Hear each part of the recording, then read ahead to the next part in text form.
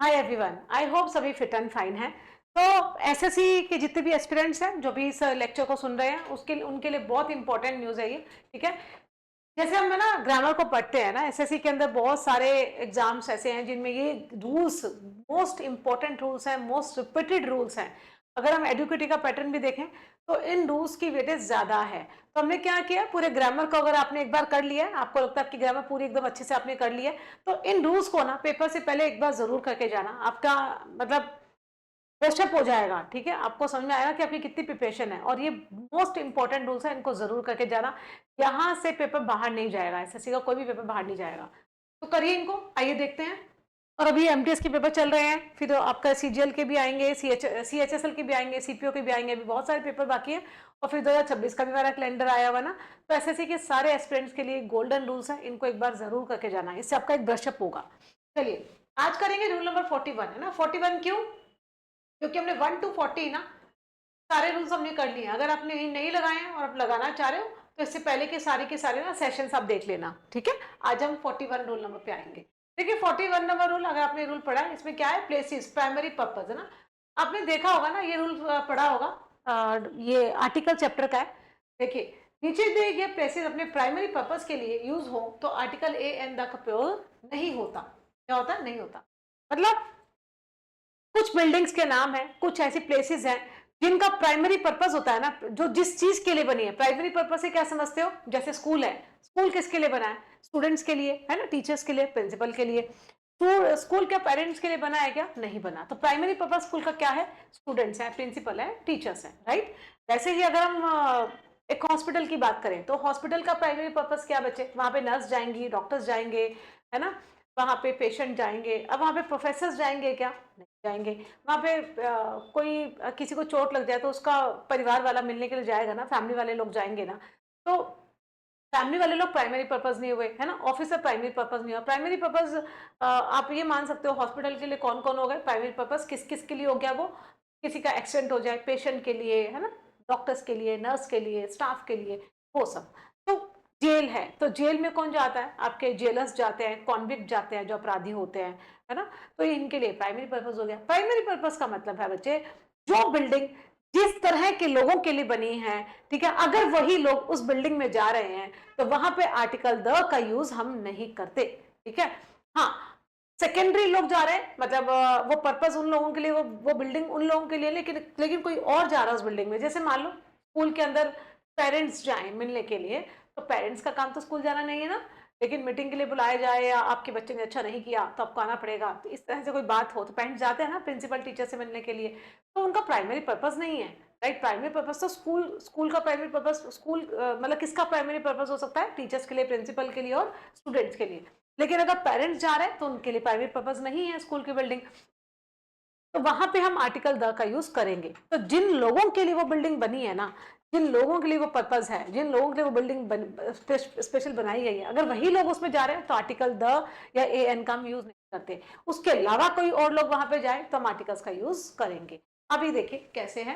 देखिए ऐसे कौन कौन से प्राइमरी पर्पस वाली बिल्डिंग्स हैं, जैसे स्कूल है ना, यूनिवर्सिटी है, कॉलेज है, तो इन सब में तो मालूम है स्टूडेंट्स जाएंगे, टीचर्स जाएंगे, प्रोफेसर जाएंगे। हॉस्पिटल है तो यहाँ पे कोई पेशेंट ही जाएगा, डॉक्टर्स जाएंगे, नर्स जाएंगे। चर्च में कौन जाएगा? प्रीस्ट जाएंगे, पीपल जाएंगे टू प्रे, है ना। टेम्पल्स में भी पीपल जाएंगे, पुजारी जी होंगे कि यहाँ पे। जेल में कॉन्विक्ट जाएंगे, प्रिजनर होगा, ठीक है। प्रिजनर के अंदर मतलब प्रिजन और जेल एक ही बात हो गई है ना। यहाँ पे आपके कॉन्विक्ट जाएंगे, क्या इस तरह से। मार्केट में भाई हम सामान लेने के लिए जाते हैं, बेड आदि। बेड किस लिए है? बेड सोने के लिए बनता है। अगर हम सोने के लिए जा रहे हैं बेड पे तो आर्टिकल द नहीं लगेगा। हाँ, अगर बेड के पास में कोई बुक लगी रखी है या बेड के पास में कोई सामान रखा, हम लेने के लिए बेड के पास जा रहे हैं, तो वहां पे आर्टिकल द का यूज करेंगे। अब कैसे क्वेश्चंस आते हैं, कैसे नहीं आते, वो हम डिस्कस करेंगे। देखिए इसके अलावा कुछ और चीजें और साथ में देख लो। नीचे क्या है? प्रॉपर नेम से जनरल नेम ना। प्रॉपर नाउन से पहले देखो हम आर्टिकल द नहीं लगाते। मेरा नाम जैसे पूनम है तो मैं द पूनम तो नहीं लगाऊंगी ना, प्रॉपर नाउन से पहले हम आर्टिकल द नहीं लगाते। सभी को आइडिया, आपका अपना नाम है, अपने नाम, जब आपके नाम से ही आपकी कंफर्मेशन हो रही है तो आर्टिकल द क्यों लगाएंगे? आर्टिकल द तो स्पेसिफिकेशन के लिए आता है ना, कोई चीज स्पेसिफाई करने के लिए आता है। तो द किन किन के आगे नहीं लगाते? जैसे कोई गेम का नाम है ना, क्रिकेट, तो क्रिकेट से पता चल रहा है ना, क्रिकेट की बात करें तो द क्रिकेट लगा के उसको और ज्यादा स्पेसिफाई करने की क्या जरूरत है। तो क्रिकेट का कोई भी गेम का नाम होता है ना, उसके पहले हम आर्टिकल द नहीं लगाते। ऐसा क्यों? क्योंकि उस नाम से ही हमें उस गेम का पता चल रहा है, आइडेंटिफिकेशन हो रही है ना, तो आर्टिकल द नहीं लगा। डेज है ना, जैसे हम डेज होता है मंडे ट्यूसडे वेडनेसडे, तो मंडे से पता चल रहा है ना सोमवार की बात हो रही है, ट्यूसडे से पता चल रहा है ना मंगलवार की बात हो रही है। तो द मंडे लगा के ज्यादा स्पेसिफाई नहीं करते। तो डेज के आगे भी नहीं लगाते, ऐसे मंथ के आगे नहीं लगाते, महीनों के नाम के आगे नहीं लगाते, ऐसे हम ईयर के नाम के आगे नहीं लगाते। ठीक है, तो कलर्स के नाम के भी आगे नहीं लगाते। भाई अभी कोई ब्लैक कलर है, कोई सिल्वर कलर है, कोई गोल्डन कलर है, तो कलर का नाम पता तो लग रहा है कि ब्लैक है ना, तो द ब्लैक थोड़ी ना कर देंगे। तो स्पेसिफिकेशन है ना। फेस्टिवल, अब दिवाली होली इन सबसे पता चल रहा है ना कि दिवाली की बात की जा रही है, होली की बात की जा रही है, रक्षाबंधन की बात की जा रही है। तो फेस्टिवल के नेम के पहले भी हम आर्टिकल द का यूज नहीं करते। हाँ, द रिपब्लिक डे लगाते हैं, ठीक है ना। तो ये चीजें आपको कंसिडर करनी है। सब्जेक्ट, कोई भी सब्जेक्ट का नाम है, जैसे मैथ्स है, इंग्लिश है, संस्कृत है, जितने भी सब्जेक्ट होते हैं, सब्जेक्ट के नेम के पहले हम नहीं लगाते। बीमारियों के नाम के पहले भी नहीं लगाते, है ना। कोई भी हमें बीमारी हो जाए उसके पहले में आर्टिकल द नहीं लगाते। कॉन्टिनेंट्स है, लेक्स है, डिजीज है, ठीक है, लैंग्वेज है, हिंदी इंग्लिश भी लैंग्वेज, सिटीज के नेम के पहले, फिर हमें मालूम है सिटीज के नेम के द दिल्ली थोड़ी नहीं लगाएंगे, द राजस्थान, द दिल्ली, इस तरह से नहीं लगाते ना। स्टेट हो, सिटीज हो, इनके आगे भी हम आर्टिकल द का यूज नहीं करते, क्योंकि इन सबके नाम है ना ऑलरेडी, ये ऑलरेडी स्पेसिफाई है, तो द लगा के इनको ज्यादा स्पेसिफाई नहीं करते। पहले तो हमने सीखा प्राइमरी पर्पस जिनके लिए है, तो अगर वो उस प्राइमरी पर्पस के लिए बनी है वो बिल्डिंग, वही लोग वहां जा रहे हैं तो आर्टिकल द का यूज नहीं करते। उनके अलावा कोई और वहां जा रहा है तो आर्टिकल द लगेगा। दूसरा, ये सारे नाम हैं, गेम्स हो गए, स्पोर्ट्स का नाम हो गया, डेज हो गया, ईयर हो गया, मंथ हो गया, बीमारियों के नाम हो गए, ठीक है, इन सब के पहले भी हम आर्टिकल द का यूज नहीं। लैंग्वेज है, ठीक है, इन सब। अभी देखिए कैसे क्वेश्चन आए, पहले तो हम कुछ एग्जाम्पल्स करेंगे, फिर हम देखेंगे किस तरह के क्वेश्चन आए हुए हैं। देखिए, he was admitted to the hospital after the accident and remained there। देखो इसमें क्या कहा जा रहा है, was वर्ब के साथ में ना वर्ब की थर्ड फॉर्म आती है ना, तो ये पैसिव होता है ना। वो खुद नहीं लेके गया किसी को, ठीक है ना, उसको ले जाया गया, ये पैसिव है, ठीक है ना। वॉज वर्ब के साथ में वर्ब की थर्ड फॉर्म आई तो क्या हो जाता है, पैसिव, ठीक है। अदरवाइज हम एक्टिव वॉइस के अंदर तो वॉज वर्ब के साथ में आईएनजी फॉर्म लगाते हैं ना, he was playing, they were playing, इस तरह से, तो आईएनजी तो नहीं है, वर्ब की थर्ड फॉर्म है। अगर वर्ब की थर्ड फॉर्म है इसका मतलब पैसिव है। पैसिव से मतलब ये होता है कि जो हमारा सब्जेक्ट, जो सेंटेंस का जो सब्जेक्ट है ना, वो खुद डूअर नहीं है, वो खुद करता नहीं है, उस पर काम हुआ है, इस पे काम हुआ है, इसने काम को किया नहीं है, ठीक है ना, इसने किसी को एडमिट नहीं किया, ठीक है, इसको एडमिट किया गया है। अगर इसको एडमिट किया जाता तो ये बोलता ना ही एडमिटेड हिज फ्रेंड, है ना, उसने अपने फ्रेंड को एडमिट करवाया, लेकिन उसने नहीं करवाया, उसको करवाया गया, उसका खुद का ही एक्सीडेंट हो गया, इस पे काम हुआ है, ये पैसिव है। ही वॉज एडमिटेड, उसको एडमिट करवाया गया, कहाँ पे, टू द हॉस्पिटल। तब आफ्टर प्रेपोजिशन है, आफ्टर द एक्सीडेंट, एक्सीडेंट के बाद में एंड से जुड़ा है, एंड रिमेन्ड, कोई दिक्कत नहीं है, ये वर्ब के सेकंड फॉर्म सारा पास में चल रहा है तो पास में होगा, ठीक है ना। तो यहाँ पे प्रॉब्लम क्या है कि जिस इंसान का एक्सीडेंट हुआ ना उसको ही एडमिट करवाया गया, तो इसका मतलब जिसका एक्सीडेंट हुआ है वो एक अपने आप में पेशेंट रहा होगा, ठीक है, तो पेशेंट को ही हॉस्पिटल में एडमिट करवाते हैं, हॉस्पिटल तो पेशेंट के लिए ही बना है, तो इसका प्राइमरी पर्पस क्या है, पेशेंट का, हॉस्पिटल, तो फिर ये यहाँ पे आर्टिकल द नहीं। हाँ, अगर ये आता the patient's mother went to the hospital, अगर मैं लिखूं patient's mother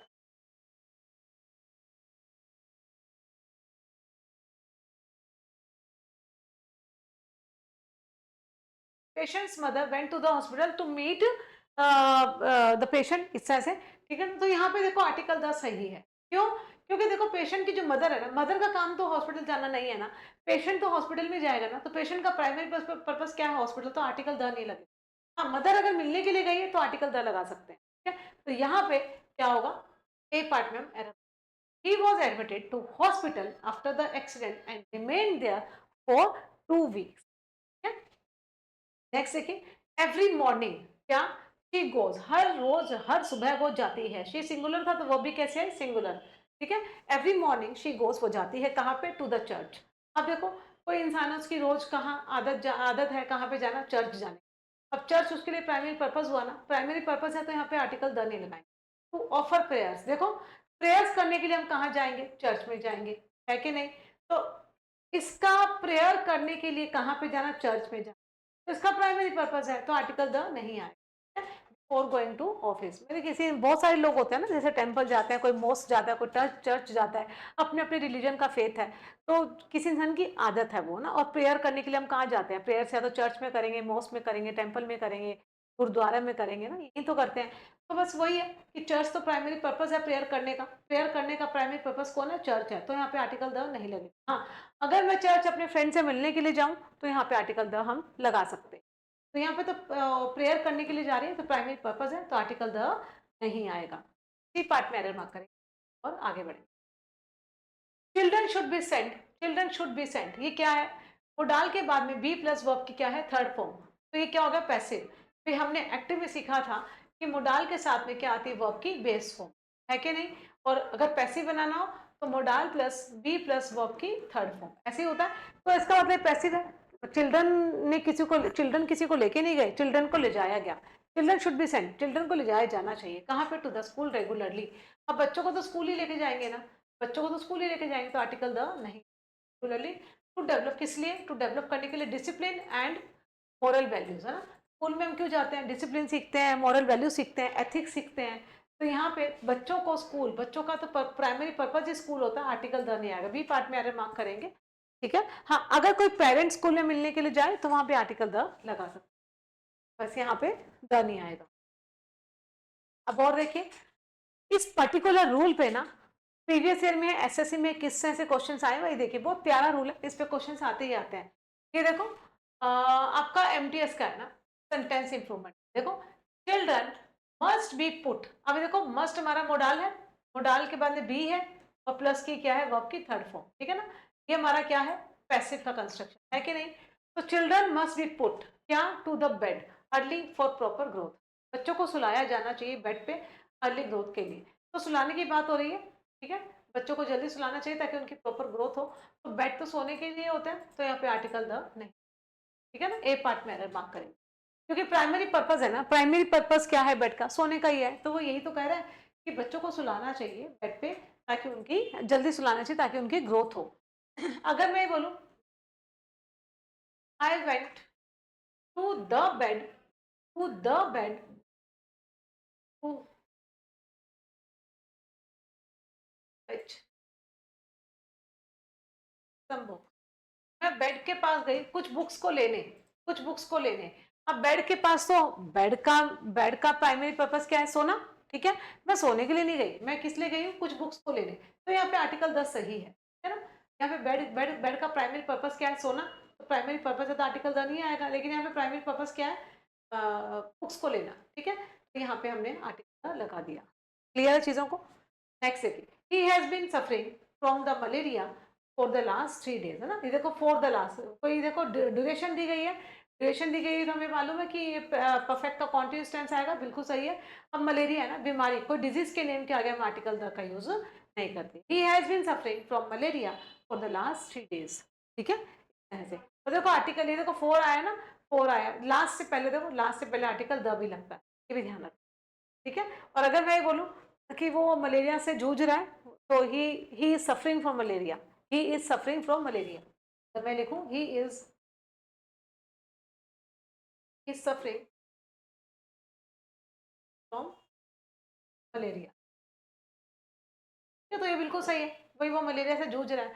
अगर मैं बोलूँ 4 दिन से जूझ रहा है, या 5 दिन से जूझ रहा है, फॉर द लास्ट 2 days, मान लो मैं ये लिखूं, तो ये फॉर द लास्ट 2 days, ये ड्यूरेशन है ना, तो यहाँ पे फिर टेंस चेंज होगा, ही हैज बीन आ जाएगा, ही हैज बीन, समझ पा रहे हो? He has been suffering, he has been suffering from malaria for the last 2 days। जैसे ही टाइम की ड्यूरेशन आ जाएगी तो टेंस भी चेंज होगा। अब टाइम नहीं है तो मैं ये लिख सकती हूँ ही सफरिंग फ्रॉम मलेरिया। मैं बोलूँ 2 दिन से जूझ रहा है, 3 दिन से बीमार है, तो फिर यहाँ पे टेंस भी चेंज होगा, परफेक्ट का कॉन्टिन्यूस टेंस आएगा। मैं बोल रही हूँ कि वो बीमार है, ही सफरिंग फ्रॉम मलेरिया, ठीक है, ही सफरिंग फ्रॉम मलेरिया से जूझ रहा है, कोई दिक्कत नहीं है। 3 दिन से जूझ रहा है, 4 दिन से बीमार है, 5 दिन से है, तो फिर हमें टाइम का जहाँ हमने रिकमेंडेशन दे दिया वहाँ पे टेंस भी चेंज होता है, ठीक है ना। ये सही है क्योंकि यहाँ पे टाइम नहीं दिया हुआ, जैसे टाइम लगाया वैसे टेंस भी आपका चेंज होगा। तो टेंस एकदम सही है, हैज आएगा क्योंकि ही सिंगुलर है तो हैज आएगा, ही हैज बीन। और देखो ये खुद है ना, पैसिव वॉइस है, he has been suffering. Next देखिए, आफ्टर फिनिशिंग द ब्रेकफास्ट ना, ये देखो ब्रेकफास्ट जैसे लंच होता है, डिनर है, ब्रेकफास्ट है एंड सो ऑन। जो मील के नाम होते हैं ना उससे पहले हम आर्टिकल द का यूज नहीं करते। एक तो चीज आपको ये लर्न करनी है अच्छे से, यहाँ से क्वेश्चन आते हैं, ठीक है ना। हाँ, अगर मैं बोलूँ आई लाइक्ड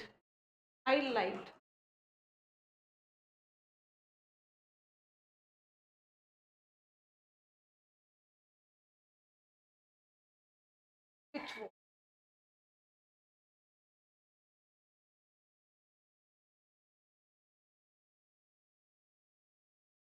यहाँ पे ना लंच के पहले हमने आर्टिकल द लगाया जो कि सही है। क्यों? क्योंकि अभी स्पेसिफाई कर दिया, जनरल वे में नहीं बोल रहा है।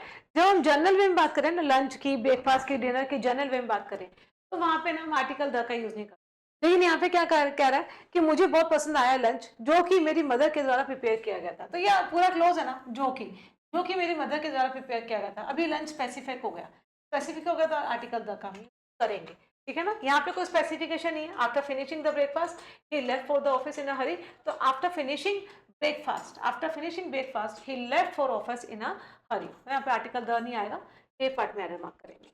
नेक्स्ट देखिए रूल नंबर 42, ठीक है। हमने एक रूल किया, जो रूल था वो काफी इंपॉर्टेंट है, आप इनको देखना। प्राइमरी पर्पस, एक तो बिल्डिंग वाला, और एक मील्स के नेम के पहले स्पोर्ट्स के नेम हो, लैंग्वेज के नेम हो, ठीक है, कोई सिटी का नेम हो, तो इनके बिना हम आर्टिकल द का यूज नहीं, अच्छे से कर। रूल नंबर 42, इसको देखिए, सब्जेक्ट वर्ब अग्रीमेंट का। ये देखो इसमें क्या है ना, ये देखो बिटवीन है, विद है, अलोंग विद है, बट है, टुगेदर विद है, इंक्लूडिंग, एक्सक्लूडिंग, एक्सेप्ट है, लाइक है, अनलाइक है, followed by, accompanied by, in addition to, besides, ठीक है, and not, very very important, and not, but not, very very important, as well as, very very important। ये सारी की सारी हमारी क्या होती है, प्रेपोजिशंस होती हैं। ये सब हमारी क्या है, प्रेपोजिशन। अभी प्रेपोजिशंस हैं तो इनके बाद में जो आएगा वो हमारा क्या होगा, प्रेपोजिशन का ऑब्जेक्ट। तो पीछे जो बच गया वो हमारा क्या है, सब्जेक्ट। तो सब्जेक्ट के अकॉर्डिंग हम वर्ब का क्या करते हैं, अग्रीमेंट। ये चीज आपको सीखनी है। ये सारी की सारी ना आपको वर्ड्स एक बार गो थ्रू कर लेना। ये सारी की सारी हमारी क्या है, प्रेपोजिशन। ये प्रेपोजिशन है, तो इनके बाद में जो वर्ड आएगा वो क्या होगा, प्रेपोजिशन का ऑब्जेक्ट। तो पीछे जो बचेगा वो सब्जेक्ट होगा। तो सब्जेक्ट के अकॉर्डिंग हम वर्ब का अग्रीमेंट करते हैं, नहीं तो प्रेपोजिशन का ऑब्जेक्ट होगा, इसे काट दो।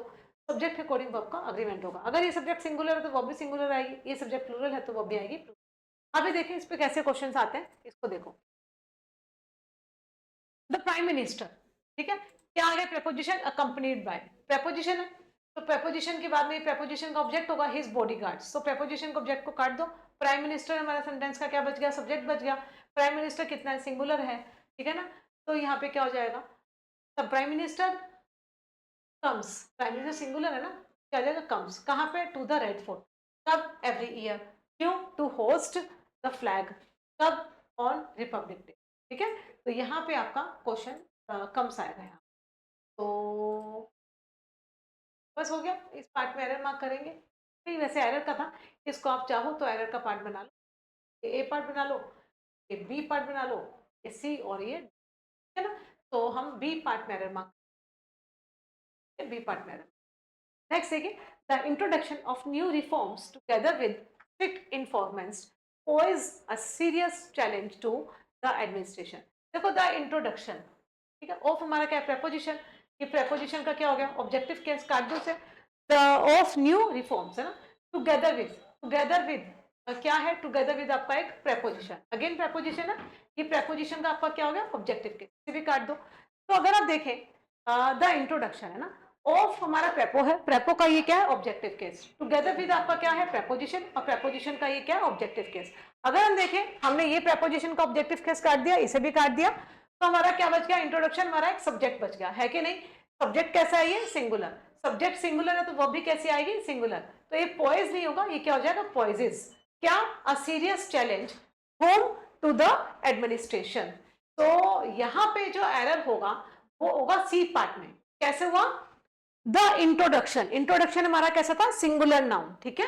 ऑफ हमारा प्रेपोजिशन था, प्रेपोजिशन का ऑब्जेक्टिव केस, टुगेदर विद हमारी क्या, प्रेपोजिशन, प्रेपोजिशन का ऑब्जेक्टिव केस। तो हमारा नाउन कैसा है, सिंगुलर, तो वह भी कैसे आएगी, सिंगुलर।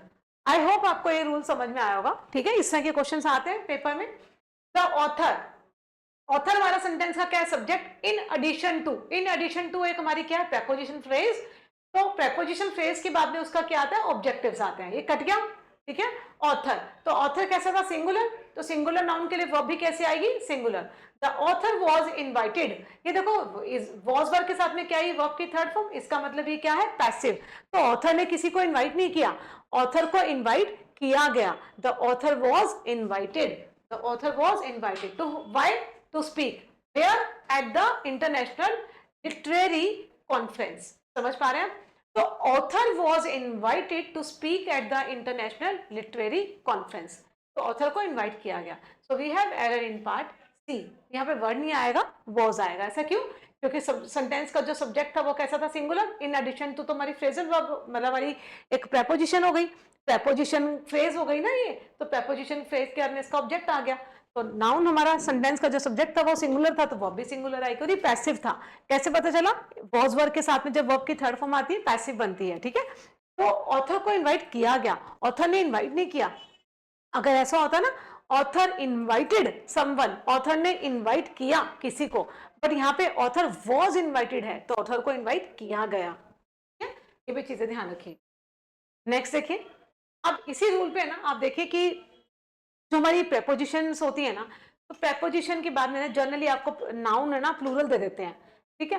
तो आपको लगेगा वर्ब भी प्लूरल आएगी, वर्ब प्लूरल दे देते हैं, लेकिन हमें ये देखना है कि जो प्रेपोजिशन के बाद में जो ऑब्जेक्टिव केस आया उसको तो काटेंगे ना, और जैसा सब्जेक्ट है, सब्जेक्ट सिंगुलर है तो वर्ब को सिंगुलर करेंगे। बस इसी पे आपके एरर्स के क्वेश्चन आते हैं, ठीक है। My brother, as well as, very very very important, बार बार पेपर में आती है। एज वेल एज एक हमारी प्रेपोजिशन है, प्रेपोजिशन के बाद में उसका ऑब्जेक्टिव केस, इसे काट दो, ये प्रेपोजिशन का ऑब्जेक्ट हो गया।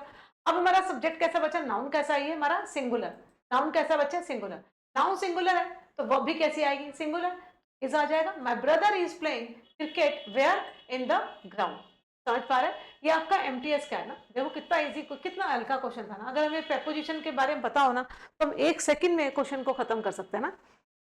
नेक्स्ट देखिए, द प्राइस ऑफ एसेंशियल, देखो प्राइस है ना, ऑफ क्या है हमारा, प्रेपोजिशन, प्रेपोजिशन के बाद में क्या आया, एसेंशियल कमोडिटीज। कमोडिटी से क्या समझते हो, जैसे हमारे जैसे भी हमारे घर में जितनी भी ग्रोसरी आती है ना, कमोडिटीज होती है ना। तो ये देखो ऑफ प्रेपोजिशन है, ये प्रेपोजिशन का क्या, ऑब्जेक्टिव केस। मैं इसे काट सकती हूँ, काट दिया, ठीक है। अब हमारा सब्जेक्ट क्या बचा, द प्राइस, ये हमारा सिंगुलर नाउन है। Together with, together with, along, है ना, ये सारी की सारी प्रेपोजिशन होती हैं। तो अगेन ये प्रेपोजिशन है, और ये प्रेपोजिशन का ऑब्जेक्टिव केस। तो ये प्रेपोजिशन का ऑब्जेक्टिव केस, ऐसे काट दो, ये हमारी प्रेपोजिशन, और ये प्रेपोजिशन का ऑब्जेक्टिव केस। प्रेपोजिशन के ऑब्जेक्टिव केस तो कटेंगे ही ना, ठीक है। ये ऑफ प्रेपोजिशन था, प्रेपोजिशन का ऑब्जेक्टिव केस काट दिया। टुगेदर विद प्रेपोजिशन थी, प्रेपोजिशन फ्रेज है, इसको भी काट दिया। अब ये देखो इंक्रीज, इंक्रीज हमारी क्या है, वर्ब, सब्जेक्ट कैसा था, सिंगुलर, नाउन सिंगुलर है ना, तो वर्ब भी कैसी आएगी, singular. Increases the burden on the common man, ठीक है। The price increases the burden to whom, किस पे, on the common man. On preposition या प्रेपोजिशन का अगेन ऑब्जेक्टिव केस काट दो। तो लास्ट में अगर आप देखोगे ना, सारी प्रेपोजिशन के ऑब्जेक्टिव केस काटने के बाद में ना आपके पास में बच्चे एक सब्जेक्ट और एक उसकी वर्ब भी बचेगी, ठीक है ना, यही अग्रीमेंट होता है। तो हमारे पास में एरर कहाँ पे होगा, सी पार्ट में। नेक्स्ट देखिए, आगे बढ़ते हैं। नेक्स्ट इसी रूल पे, the headmaster in addition to, in addition to, ये हमारी प्रेपोजिशनल फ्रेज है। प्रेपोजिशन फ्रेज के बाद में उसके ऑब्जेक्टिव केस आएंगे, तो ये प्रेपोजिशनल फ्रेज हो गई, और ये इसका क्या हो गया, ऑब्जेक्टिव केस। मैं इसे काट सकती हूँ, प्रेपोजिशन का ऑब्जेक्टिव केस काट दो। पीछे हमारा क्या बच गया, सेंटेंस का सब्जेक्ट, सेंटेंस का सब्जेक्ट कैसा है, सिंगुलर, तो फिर वर्ब भी कैसी आएगी, सिंगुलर। तो the headmaster was present at the meeting, ठीक है। हेडमास्टर जो था वो क्या था, प्रेजेंट था, कहाँ पे, मीटिंग में, ठीक है। ये जो वॉज है ना, यहाँ पे लिंकिंग वर्ब है, ठीक है। ये वॉज क्या है, यहाँ पे लिंकिंग, जो हेडमास्टर था वो क्या था, प्रेजेंट था। ये लिंकिंग वर्ब के बाद में सब्जेक्ट के क्या आते हैं, कॉम्प्लीमेंट, जिसको आप एडजेक्टिव बोलते हो, ध्यान रखना। तो the headmaster was present where, at the meeting. C part में एरर मार्क करेंगे और आगे बढ़ेंगे। नेक्स्ट देखिए, रूल नंबर 43, ठीक है। ये बहुत प्यारा प्यारा रूल है, यहां से क्वेश्चंस आते ही आते हैं ना। अब आपकी कौन सी शिफ्ट में आ जाए मुझे पता नहीं, एमटीएस के भी पेपर स्टार्ट है, तो कोई भी शिफ्ट में आ सकता है ना। इसको देखना, ईच है, इधर है, नीदर है, ठीक है ना। ईच, इधर, नीदर के बाद में अगर ऑफ आ जाए, तो ऑफ के बाद में अगर काउंटेबल नाउन है, तो काउंटेबल नाउन हमेशा प्लूरल फॉर्म में आता है। ये आपको लर्न करना है। ऑफ एक ऐसी प्रेपोजिशन है बच्चे जिसके बाद में आने वाला काउंटेबल नाउन हमेशा प्लूरल फॉर्म में आएगा। अगर ऑफ के बाद में अनकाउंटेबल नाउन है तो बच्चे, और अनकाउंटेबल नाउन तो सिंगुलर ही होते हैं ना, वो कभी प्लूरल नहीं होते। तो काउंटेबल नाउन हमेशा कैसा आएगा? प्लूरल, या फिर काउंटेबल नाउन कर ले, ठीक है। तो ईच, ईदर, नीदर और ऑफ के बाद में आने वाला काउंटेबल नाउन हमेशा प्लूरल रहेगा। लेकिन जो वर्ब आएगी वो कैसी रहेगी? Verb singular. ऐसा क्यों? क्योंकि ऑफ तो प्रेपोजिशन हो जाएगी, ये प्रेपोजिशन का ऑब्जेक्टिव केस हो जाएगा, ठीक है। तो ईच, ईदर और नीदर ये हमारे सेंटेंस के क्या होते हैं? सब्जेक्ट। अगर ये सब्जेक्ट है तो ये कैसे सब्जेक्ट है? Singular subject. Each, either, neither ये हमारे सेंटेंस के सिंगुलर सब्जेक्ट हैं, ठीक है। अगर ये सेंटेंस के सब्जेक्ट जो सिंगुलर है तो वर्ब भी कैसी आएगी? सिंगुलर, ठीक है। इसको देखिए, जैसे देखिए ईच ऑफ प्रेपोजिशन था, स्टूडेंट का स्टूडेंट्स हो सकता है, सिंगुलर काउंटेबल नाउन है, लेकिन ये प्लूरल फॉर्म में आया हुआ है क्योंकि ऑफ के बाद में आने वाला काउंटेबल नाउन हमेशा प्लूरल फॉर्म में होता है। और ईच के अकॉर्डिंग ना, ये तो प्रेपोजिशन का ऑब्जेक्टिव केस हो जाएगा, और ईच के अकॉर्डिंग ये ईच सिंगुलर नाउन है तो वो भी कैसी आई? सिंगुलर। इधर, इधर ऑफ के बाद में आने वाला काउंटेबल नाउन प्लूरल फॉर्म में आता है, और इधर सिंगुलर सब्जेक्ट है तो वो भी कैसी आई? सिंगुलर, है कि नहीं? कई चीजें यहाँ पे ईच, इधर, नीदर, नाउन सिंगुलर, ठीक है, और वह भी सिंगुलर। वो तो ऑफ का केस था ना, अगर मान लो ऑफ ना आए तो हम ये लिख सकते हैं each student is responsible, neither option appears suitable, ठीक है ना। इसका मतलब ये है कि ईच, इधर, नीदर के बाद में आपका जो सब्जेक्ट आता है बच्चे वो सिंगुलर आता है, ठीक है। ईच स्टूडेंट वॉज प्रेजेंट, ठीक है। तो सब्जेक्ट अगर सिंगुलर है तो वह भी कैसे आएगी? सिंगुलर। अगर ऑफ का केस आ जाए, ईच, इधर, नीदर के बाद में ऑफ आ जाए, तो ऑफ के बाद में जो नाउन आता है वो तो काउंटेबल नाउन तो प्लूरल होगा, और ईच, इधर, नीदर जो सब्जेक्ट होता है वो सिंगुलर सब्जेक्ट होता है, इनके अकॉर्डिंग वर्ब का अग्रीमेंट होगा। इन दोनों रूल्स को ना अच्छे से मगअप करके जाना, अच्छे से, है ना। यहाँ पे ऑफ का केस था बच्चे, और काउंटेबल नाउन प्लूरल आया, ईच, इधर, नीदर के साथ में सिंगुलर वर्ब आती है, ठीक है। ईच, इधर, नीदर के साथ में नाउन तो हमेशा सिंगुलर आएगा, नाउन सिंगुलर है तो वर्ब भी कैसे आएगी? सिंगुलर। बस यही रूल था। अभी देखो, देख लो, ईच, एवरी के बाद में नाउन सिंगुलर एंड, मतलब ये इस रूल को ना लर्न नहीं करना। आपको लगे ना कि सेंटेंस में ईच बॉय आ गया, ईच गर्ल आ गई है, एवरी बॉय आ गया, एवरी गर्ल आ गई, इस तरह से आ गया, तब भी सिंगुलर ही वर्ब आएगी, ठीक है ना, प्लूरल नहीं आएगी। जैसे देखो ईच बॉय एंड से जुड़ा है ईच गर्ल, तो आपको लगेगा हर एक बॉय की और हर एक गर्ल की बात हो रही है, प्लूरल लगा देता है, प्लूरल नहीं आएगा, ठीक है ना। हैज सिंगुलर ही आएगा, has to submit the form. देखो every officer and every employee, देखो वॉज इन्फॉर्म्ड, है ना, वॉज आया है। कहने का मतलब ये है बच्चे, ईच, एवरी, ईदर, नीदर, है ना। एवरी को छोड़ दो मैं यहाँ पे ना आपको कुछ एक्सप्लेन करना चाहती हूँ, इसको देखना है एक सेकेंड। ईच आ जाए इधर, एंड क्या आ जाएगा? नीदर। इनके बाद में अगर ऑफ आ जाए ना तो नाउन हमेशा प्लूरल आएगा। कौन सा नाउन बच्चे? काउंटेबल नाउन, ठीक है। और वर्ब कैसे आएगी? Singular helping verb. क्योंकि जो वर्ब का अग्रीमेंट होता है ना इसको प्लीज समझना, बहुत इंपॉर्टेंट रूल है। इनके बाद ना ये सिंगुलर नाउन होते हैं, सिंगुलर नाउन की कैटेगरी में इनको कैटेगराइज करते हैं, इनके अकॉर्डिंग सिंगुलर हेल्पिंग वर्ब आती है। लेकिन जो ये ऑफ है ना, ऑफ है, ऑफ के बाद में काउंटेबल नाउन हमेशा कैसा आएगा? प्लूरल। एक तो यहाँ पे एरर दे देते हैं और कभी कभी यहाँ पे दे देते हैं, ये चीज आपको लर्न करनी। दूसरा, अगर ऑफ आए ही ना तो फिर ईच, इधर, इधर, इनके साथ में ना हम क्या करेंगे? अगर ऑफ नहीं आ रहा है तो सिंगुलर सब्जेक्ट आएगा, सिंगुलर सब्जेक्ट, और वर्ब भी कैसे आएंगे? सिंगुलर हेल्पिंग वर्ब, है कि नहीं? एक ही रूल लर्न कर लेना, एक और रूल लर्न कर लेना ना। जैसे मान लो ये जो तीनों है ना, ये तीनों, ये तो प्रोनाउन होते हैं। अगर ये प्रोनाउन है तो ये सेंटेंस का सब्जेक्ट बन सकते हैं, हमने सारे क्वेश्चन किए, ये बन सकते हैं। एवरी जो होता है ना बच्चे, एवरी, एवरी, एवरी, ये ना कभी प्रोनाउन नहीं होता। अगर ये प्रोनाउन नहीं है, अगर ये प्रोनाउन नहीं है तो सेंटेंस का सब्जेक्ट नहीं बनेगा, ठीक है। तो इस पे क्वेश्चंस आते हैं भाई, प्रोनाउन तो क्या होता है? ईच, इधर, नीदर, ठीक है। एवरी जो होता है ना वो प्रोनाउन नहीं है, तो अगर वो प्रोनाउन नहीं है वो सेंटेंस का सब्जेक्ट कभी नहीं बनेगा। हाँ, एवरी एक एडजेक्टिव है, एडजेक्टिव है तो नाउन से पहले आ सकता है। देखो क्वेश्चन देखो, अगर मैं ये लिखूं एवरी बॉय तो बच्चे एकदम सही है, ये गलत नहीं है, समझ पा रहे हैं? बॉय, सॉरी, एवरी बॉय, तो बॉय तो अपने आप में नाउन है, नाउन से पहले क्या है आपका एडजेक्टिव, तो एवरी अपने आप में एडजेक्टिव है। अगर मैं ये लिखूं every of the boys was present in the class, मान लो मैं ये लिख दूं, तो बच्चे गलत हो जाएगा। ऐसा क्यों, ऐसा क्यों गलत क्यों हुआ? क्योंकि ऑफ तुम्हारा प्रेपोजिशन है, ये प्रेपोजिशन का ऑब्जेक्टिव केस हो गया है ना।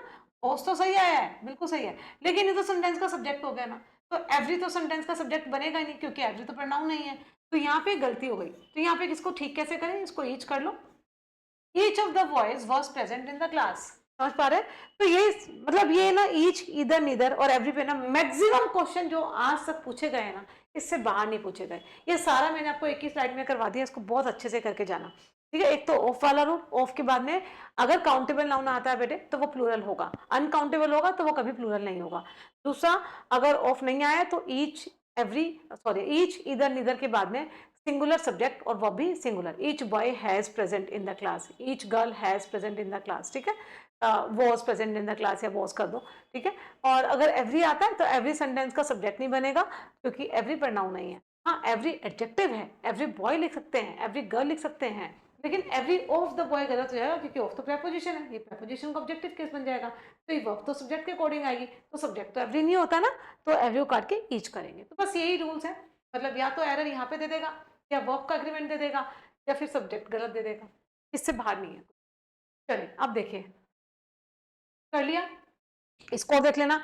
एवरी बॉय ईच गर्ल हो तो यहाँ पे प्लूरल मत लगा देना, यहाँ पे हैव करके देते हैं, each boy each girl have, तो गलत हो जाएगा, हैज ही आएगा। ईच, एवरी, इधर, नीदर, इसके सबके साथ में सिंगुलर वर्ब भी आती है, रट्टा मार लो। कुछ चीजें मगअप कर लेनी ठीक रहती है ना, अगर नंबर लेने हैं तो। चलो इसको देखो, ईच ऑफ द कैंडिडेट्स हमने देखा था, ऑफ के बाद में अगर काउंटेबल नाउन है तो प्लूरल आएगा, प्लूरल है। ईच सिंगुलर है तो वर्ब भी कैसी आएगी, singular. Each has been asked, हर एक से पूछा गया, ये पैसिव है ना, क्योंकि हैजर हेड के साथ में तो वर्ब की थर्ड फॉर्म आती है एक्टिव वॉइस के अंदर, और पैसिव के अंदर बीन लग जाता है और वर्ब की थर्ड फॉर्म आ जाती है। पैसिव मतलब हर एक, इन्होंने पूछा नहीं है, इनसे पूछा गया है ना, पूछा गया किस चीज के लिए, टू सबमिट क्या, a detailed statement, detail statement के लिए सबमिट करवा दो भाई, ऑफ पर्पस। ठीक है, तो यहाँ पे क्या हो गया, बी पार्ट में एरेमा। नेक्स्ट देखिए, नेक्स्ट क्वेश्चन भी है, नीदर, ऑफ के बाद में अगर काउंटेबल नाउन है तो प्लूरल आएगा, जो कि बिल्कुल सही है। तो अपीयर है ना, अपीयर का क्या हो जाएगा, अपीयर्स, क्योंकि नीदर तो सिंगुलर सब्जेक्ट है, तो वो भी कैसे आएगी, singular. Neither of the to proposals appears capable of addressing the root cause of the crisis. So we have error part C. अच्छे है ना क्वेश्चंस? चलिए next, each district and each municipality, अब देखो ईच हो, एवरी हो, इनके साथ में तो वर्ब कैसे आते हैं, सिंगुलर। तो each district and each municipality was instructed, हर किसी को इंस्ट्रक्ट किया गया। ठीक है ना, वॉज वर्ब के साथ में वर्ब की क्या है, थर्ड फॉर्म, तो इन्होंने इंस्ट्रक्ट नहीं किया, इनको इंस्ट्रक्ट किया गया, किस चीज के लिए, टू इम्प्लीमेंट, इम्प्लीमेंट करो भाई क्या, the new policy without delay, बिना किसी डिले के नई पॉलिसी तुम इम्प्लीमेंट करो। यहाँ पे क्या आ जाएगा, सी, सी पार्टनर। हमेशा ध्यान रखिए, ईच हो आपका, इधर हो, नीदर हो, इनके साथ में हम सिंगुलर हेल्पिंग वर्ब लगाते हैं। ठीक है, एक और चीज ध्यान रखिएगा आप, जो एवरी होता है, एवरी आपका सेंटेंस का सब्जेक्ट कभी नहीं बनेगा, क्यों, क्योंकि वो प्रोनाउन नहीं होता है। हाँ, एवरी एक एडजेक्टिव होता है, आप ये बोल सकते हो एवरी डे वर्क, है ना, इस तरह से, एवरी बॉय, एवरी गर्ल, इस तरह से बोल सकते हो। तो ये भी चीजें। नेक्स्ट वी है, अब इस पे ना, इस रूल पे देखिए क्वेश्चन आए हुए ना एसएससी में, वो और देखते हैं। देखिए नीदर, नीदर आए तो सिंगुलर वर्ब भी आएगी, ऑफ के बाद में मेरा जो नाउन है काउंटेबल नाउन प्लूरल आएगा, तो सीम नहीं हो जाएगा, seems. Neither of the two answers seems correct to the examiner, दोनों में से कोई भी आंसर था ना, वो एग्जामिनर को दिखा नहीं कि दोनों में से कोई भी आंसर मतलब सही है। अगर यहाँ पर नन लगा दो, तो अगर मैं इस क्वेश्चन में कर दूं none of the two answers seems correct to the examiner, तो गलत हो जाएगा ना, अगर मैं यहाँ पे नन लगा दूं तो भी गलत हो जाएगा। क्यों, क्यों बच्चे, क्योंकि नन जो होता है, नन जो होता है वो दो से ज्यादा के लिए आता है। ठीक है, और जो नीदर होता है वो सिर्फ दो के लिए आता है ना, तो दो की बात हो रही है तो नीदर ही आएगा। तो यहाँ पे जो एरर होगा वो सी पार्ट में एरर। ठीक है, आई होप चीजें आपको समझ में आ रही होंगी। Every student and every teacher, तो भाई इसके साथ तो सिंगुलर वर्ब भी आएगी, वॉज इन्फॉर्म्ड, हर किसी को ना इन्फॉर्म किया गया किस चीज के बारे में, about the change in schedule. यहाँ पे सी पार्ट में है। देखो सीजीएल का है, ये एमटीएस का है, कितने प्यारे क्वेश्चन है ना। नेक्स्ट देखिए, इधर, ठीक है, ऑफ के बाद में काउंटेबल नाउन प्लूरल आएगा, इधर तो क्या मतलब, तो प्लूरल है इधर, इधर हैज प्रूव्ड, है ना, इनअफेक्टिव इन कंट्रोलिंग इन्फ्लेशन। तो सी पार्ट में करेंगे और आगे बढ़ेंगे। नेक्स्ट वी हैव, चलिए रूल नंबर अब हमारा क्या है 44। आज हम रूल नंबर 44 पे आ गए हैं। ये मैं आपको फटाफट से ना ब्रशअप करवा रही हूँ, ठीक है, आपके एग्जाम्स है तो फटाफट से ब्रशअप करिए और अपना आगे बढ़िए। देखिए वन, है ना, वन ऑफ के बाद में हमेशा नाउन कैसा आएगा, प्लूरल, अगर वो काउंटेबल नाउन है, तो वन कैसा होता है, हमारा सेंटेंस का सब्जेक्ट है, वन कैसा होता है, सिंगुलर होता है, तो वो भी कैसे आएगी, सिंगुलर। सिंपल सा रूल है ना। चलिए अब इस रूल को कर लो, इस फर्स्ट क्वेश्चन को करके देखो। देखो वन ऑफ हमारा क्या है, प्रेपोजिशन, प्रेपोजिशन के बाद में, एक सेकेंड ना, प्रेपोजिशन के बाद में इसका ऑब्जेक्टिव कैसा आएगा, चैलेंज का, चैलेंजेस, है ना, बिल्कुल सही है, ऑफ के बाद में द मोस्ट सीरियस चैलेंजेस, ये तो प्रेपोजिशन का ऑब्जेक्टिव कैसे होगा, काउंटेबल नाउन है, प्लूरल फॉर्म में है। वन हमारा सेंटेंस का क्या सब्जेक्ट है, फेसिंग द नेशन, रिक्वायर, तो रिक्वायर नहीं होगा, रिक्वायर्स, समझ पा रहे हैं। देखिए one of the most serious challenges facing the nation requires, require हमारी वर्ब है, तो ये सेंटेंस का जो सब्जेक्ट है वो सिंगुलर है, तो वो भी कैसे आएगी, रिक्वायर्स अर्जेंट पॉलिटिकल कॉन्सेंस, ठीक है ना, कंसेंस। तो यहाँ पे सी पार्ट में रहा। नेक्स्ट देखिए, one of the cabinet ministers, तो मिनिस्टर का मिनिस्टर काउंटेबल नाउन प्लूरल है, तो वन के हिसाब से क्या आ जाएगा, has. One has openly criticised किसको, the decision taken by the prime minister, है ना। कैबिनेट मिनिस्टर, जो बहुत सारे कैबिनेट मिनिस्टर्स है ना, उनमें से किसी एक ने ना क्रिटिसाइज किया किस चीज को, डिसीजन को, वो डिसीजन जो प्राइम मिनिस्टर के द्वारा लिया गया, ठीक है, तो एक ने किया था ना, तो हैज ही आएगा ना। Next, one of the major reason, of के बाद में रीजन का रीजन आएगा, बिल्कुल सही है, क्योंकि ऑफ के बाद में आने वाला काउंटेबल नाउन प्लूरल आता है, तो वन के हिसाब से फॉर हिज फेलियर, वन के बाद में सिंगुलर आएगा, तो one of the major reasons for his failure was lack of proper guidance, so we have error in part C। Next देखिए, ये सीजीएल आपका 2024 का क्वेश्चन है, one of the candidates, of के बाद में काउंटेबल नाउन हमेशा प्लूरल आएगा, तो वन के हिसाब से has secured, one has secured more than 90% marks, कहाँ पे, इन द एग्जामिनेशन। देखिए सीजीएल का है ये 2023 का ना, तो बी पार्ट में एरर मार्क करेंगे और आगे बढ़ेंगे। नेक्स्ट देखिए, one of my close relative, है ना, ऑफ के बाद में काउंटेबल नाउन हमेशा प्लूरल आएगा, ठीक है, वन सिंगुलर है तो लीव्स आ जाएगा, लीव्स कहाँ पे, in remote village, where, near the border, so we have error in part C, ठीक है। नेक्स्ट देखिए अब रूल नंबर 45 क्या बोलता है, ये द प्लस एडजेक्टिव, ठीक है, ये देखें, आप इसको ऐसे लर्न करना, जब भी कोई एडजेक्टिव आ जाए ना, एडजेक्टिव मतलब किसी की क्वालिटी ना, जैसे मैं अगर बोलूं पुअर, पुअर का मतलब तो एक गरीब होता है, ऑनेस्ट, ऑनेस्ट का मतलब एक ऑनेस्ट की बात की जा रही है ना, अगर मैं इनके आगे, हमारे एडजेक्टिव है कि नहीं है, पुअर होना, ब्लाइंड होना, ऑनेस्ट होना, ठीक है, तो हमारे एडजेक्टिव है, अगर मैं एडजेक्टिव के पहले क्या करूं, आर्टिकल द लगा देती हूँ, ठीक है, तो ये सारा का सारा, अब यहाँ पे एक पुअर की बात नहीं हो रही, द पुअर मतलब सारे गरीब लोग, द ब्लाइंड मतलब सारे ब्लाइंड लोग, द ऑनेस्ट सारे ऑनेस्ट लोगों की बात की जा रही है, द ब्रेव, द एल्डरली सारे एल्डरली पीपल की बात की जा रही है, तो जब भी हम एडजेक्टिव के पहले आर्टिकल द लगा देते हैं, तो वो पूरे सारों को क्या करता है, डिनोट करता है, मतलब वो अपने आप में एक प्लूरल सब्जेक्ट बन जाता है, अगर सब्जेक्ट प्लूरल है तो वो भी कैसे आएगी, प्लूरल। बस यही रूल था।